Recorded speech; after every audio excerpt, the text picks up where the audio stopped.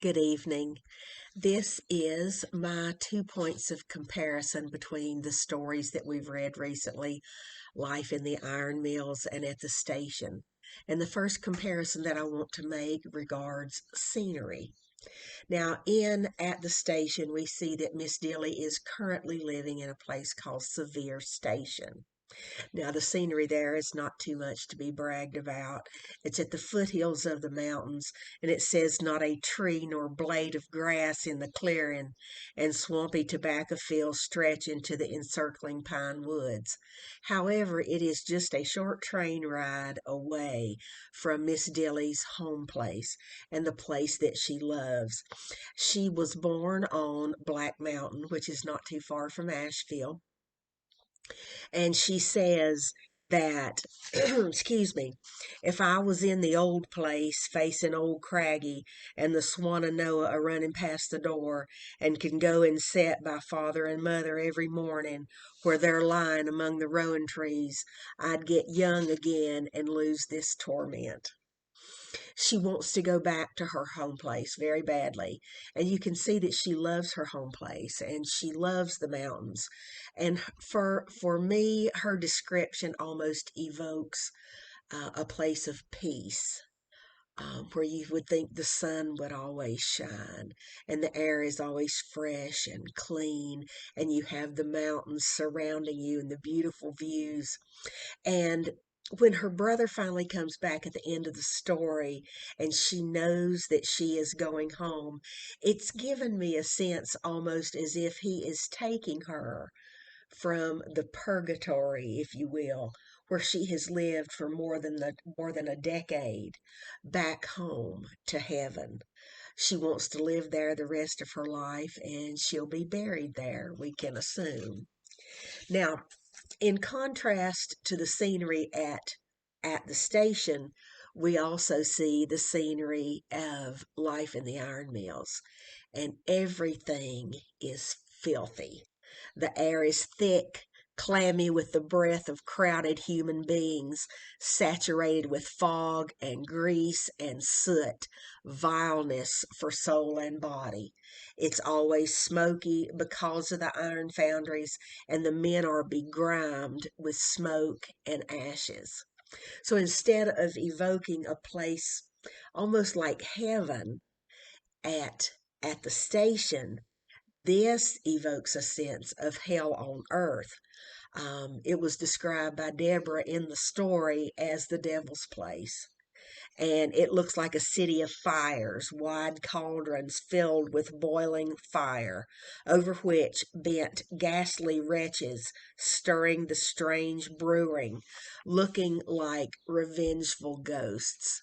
So while we see that Miss Daisy, I'm so sorry, Miss Dilly was redeemed from her purgatory, we see that there's no redemption in this story for the workers who work in the iron mills from this hell on earth.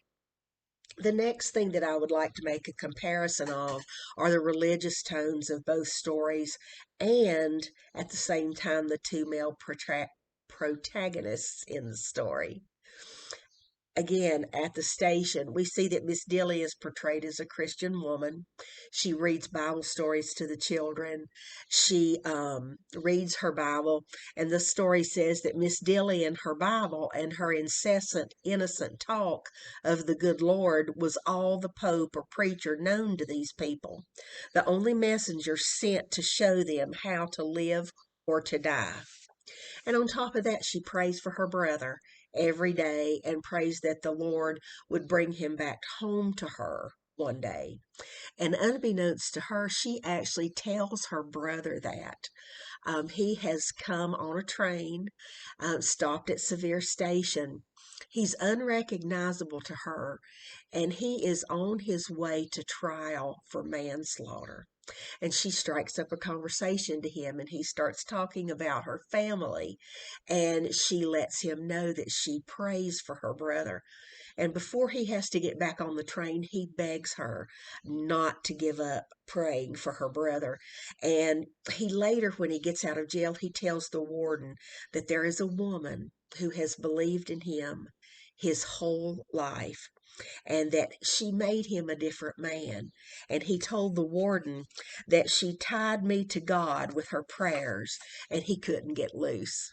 So we see that James did make a very big mistake in committing this manslaughter, but he had a godly woman who prayed for him and helped lead him to God.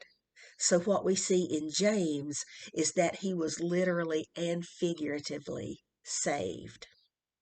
Now, again, life in the iron mills. This story also speaks of several different religious views.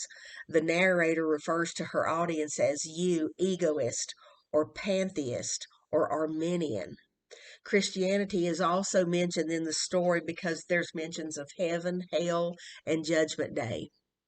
Now, at one point, there are three men who are walking through and touring the mills. That is the owner's son, Kirby, Kirby's brother-in-law, Mitchell, and a Dr. May. And while they are walking through that heat, Mitchell even mentions a comparison to Dante's Inferno and Farinata. He also later quotes scripture as well. So while Miss Dilly is portrayed as a Christian woman, these men to me are almost portrayed as antichrists. I don't mean the Antichrist, but I mean false Christs. Christ comes to save, which he did for James through Dilly. But what false Christ do is they come to destroy. And we see two of these men, Mitchell and Dr. May, start talking to Hugh about a sculpture that he had done there in the mill, and they ask him all kinds of questions about it.